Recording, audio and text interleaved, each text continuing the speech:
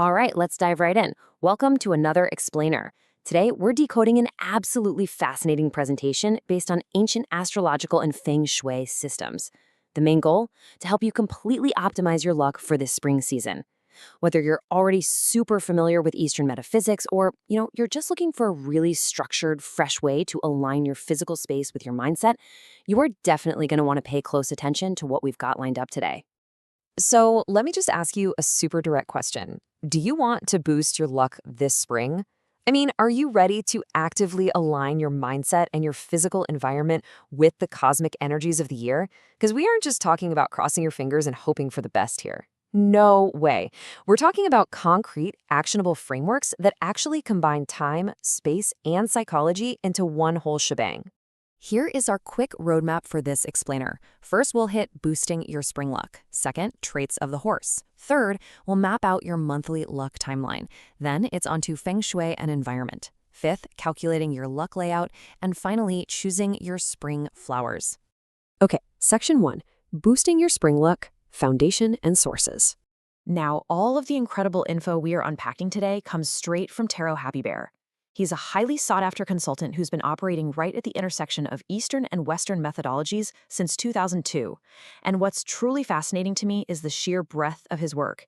He isn't just coaching individuals. His cross-disciplinary expertise in astrology, tarot, and feng shui is trusted by massive corporate entities. We're talking giants like Citrip, China Construction Bank, and Chow Tai Fook.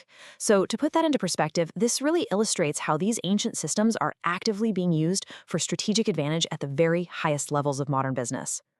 Moving right along to section 2, traits of the horse, specifically the fire horse star. So, according to the system, the star of the year is the Bing Wu, or fire horse.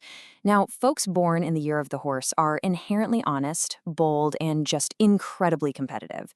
But here's where it gets interesting. These baseline traits actually manifest completely differently depending on gender. For male horses, this energy often translates into an excellent vibe with the opposite sex, making them uniquely suited for industries catering to those demographics. Female horses, though, they kind of contrast this.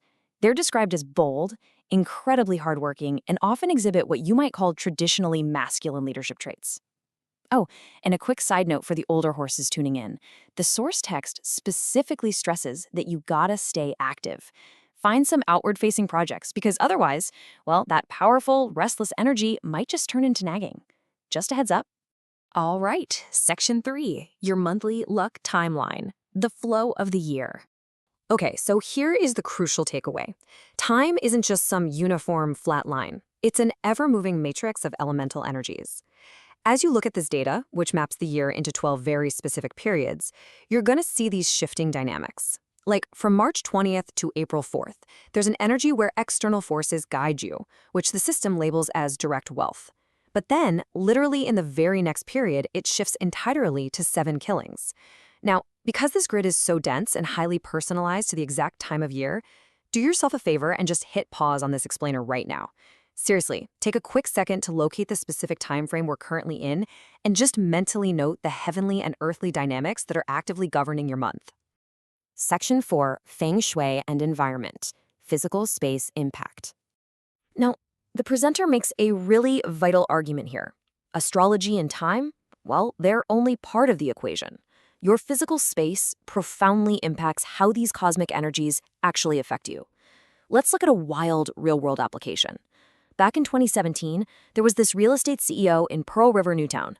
He was stepping into a role that honestly seemed cursed, like several previous executives had been fired in rapid succession. But instead of just hoping for the best, he completely adjusted the feng shui of his office. He specifically got rid of a lion statue and brought in the colors of the 8 immortals. And the results? The cycle of firings literally stopped with him, and he successfully held that exact post until his honorable retirement a few years ago. Crazy, right? Let's look at another example to see how this plays out in personal lives. This is the story of a 36-year-old student who was dealing with some really severe anxiety about being unmarried. While she was traveling away for work, she got some advice to use a specific peach blossom floral placement right there in her temporary room. Get this, within just 2 weeks of making this highly targeted, tiny spatial adjustment, she met a bed and breakfast owner who happened to be 9 years younger than her. They started dating, and they were married the very next year. It's just a super fascinating look at the proposed connection between microenvironmental shifts and major life events. Section 5. Calculate your luck layout. Your spring formula. All right, this is where you come in. We are going to calculate your personal layout number using Qi Men Dunjia, which is this ancient forecasting system. So grab a pen and paper really quick. Let's walk through the exact math together. Step 1.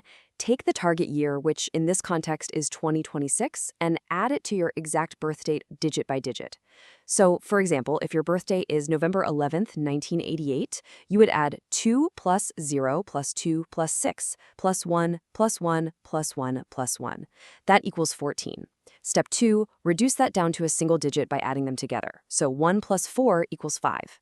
Now, step 3, and actually this is absolutely crucial, if your birthday has not yet passed in the current year, you have to subtract 1. So in our example, since November obviously hasn't happened yet in the spring, we subtract 1 from 5, giving us our final target layout number, 4. Okay, so you've got your number. Now find it on this 9-cell grid. This grid is going to tell you exactly what physical item you need to place in your home and in what specific direction to properly navigate this spring season. For instance, if your calculated number points you to the northwest, the system says you need to place a golden dragon or a specific text right there. Or if your number aligns with the west, you're instructed to place a model boat. It's like a personalized blueprint. Just find your number, find your item, and boom, you've got your environmental game plan for the season. Section 6. Choose your spring flowers, your inner mindset. So we've covered time, we've covered physical space. Now let's dive into the final micro level of our guide. I want you to play along with a quick psychological test. This is going to reveal the exact mindset shift you need right now. I want you to imagine this scenario vividly. Tomorrow, you have an incredibly important meeting. As you walk up to the door, you see an arrangement of flowers. Now, without overthinking it, just go with your gut intuition here. How many flowers do you see? Is it just 1, maybe 8, 9, or is it 10 or more? Got it? Okay, lock in your answer. If you chose a single flower, your keyword is unity. The system suggests that your current luck is kind of stalled out because you're trying to grab at everything all at once. You're spreading yourself way too thin, and it's making the whole process so much harder than it needs to be. So stop multitasking, unify your focus on one single task, and you will absolutely see your luck begin to transform. And to anchor this idea physically, go ahead and place one actual flower in the east side of your home. Now, if you went with 8 flowers, your message is a vital need to let go. You are holding on far too tightly, maybe putting on a brave face while enduring a ton of internal pressure. The source text actually makes a really beautiful point here. Crying or just releasing that built-up pressure is not a sign of weakness. It's actually the turning point you need to spark positive change. You've got to let yourself feel it. To physically represent this release, you're going to place 8 flowers in the eastern part of your space. For those of you who intuitively saw 9 flowers, well, congratulations, because the timing is finally ripe. You have likely been exhibiting some intense patience and putting in powerful effort just by waiting. So the advice for you? Simply relax. You've already survived the hardest part of the process, and the results of all that hard work are finally about to drop right into your lap. You can anchor this great energy by placing 9 flowers in the east.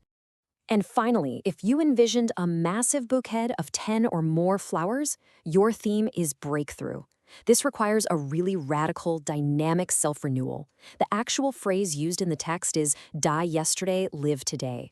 You're being called to actively exercise, push your limits, and boldly charge forward. That aggressive, fresh energy is exactly what's going to break open totally new life situations for you. To reflect all this abundance and drive, you're instructed to place 10 or more flowers in the east. So we've journeyed from the really broad strokes of astrological timing all the way down to the specific objects sitting in your living room and even the secret workings of your own mindset. And the big takeaway here is that your luck isn't just some random roll of the dice, it's a highly interactive system. So, as we wrap up this explainer, here is my question to you. What is the absolutely one single thing you are going to change in your environment or your mindset today to welcome in that better luck? Don't just sit on this info, actually apply it. Thanks so much for focusing in with me, and I'll catch you in the next explainer. 点赞关注，我们6月上海见。